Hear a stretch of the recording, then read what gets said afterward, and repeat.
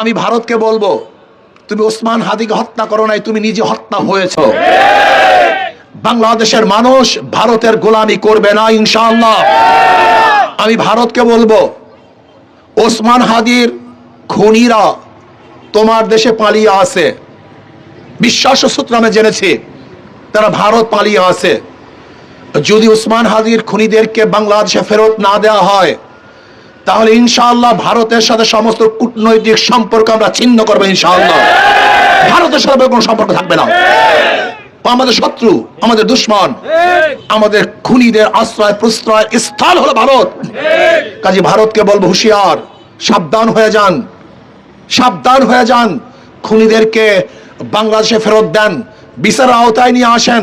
যত জালেম গুন্ডারা আছে বাংলাদেশে ফেরত দেন। যদি ফেরত না দেন, তাহলে বাংলাদেশের মানুষ এমন গর্জন দিবে, আপনাকে ফেরত দিতে বাধ্য করবে ইনশাআল্লাহ। আসুন ইনশাআল্লাহ আমরা সম্মিলিতভাবে আগামী যুদ্ধে, একটা যুদ্ধ হবে কবে না ভাই, ভুলে গেছেন এর মধ্যে সবাই, একটা যুদ্ধ হবে কবে না ভাই। ওই যুদ্ধে কি হবে? কাদের বিরুদ্ধে যুদ্ধে? ইসলামের পক্ষে শক্তি, ইসলামের বিপক্ষে শক্তি। যুদ্ধ হবে কাদের সাথে? ইসলামের পক্ষে শক্তি, ইসলামের বিপক্ষে শক্তি। ভারতের পক্ষে শক্তি, ভারতের বিপক্ষে শক্তি। ইসলামের পক্ষে শক্তি বিজয় হবে না হারবে? জোরে বলেন।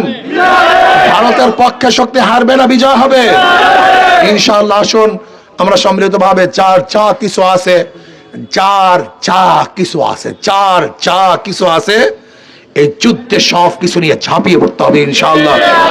আল্লাহ আমাকে আমাদের সবাইকে কবুল করে নেন। আল্লাহুম্মা আমিন। রব্বানা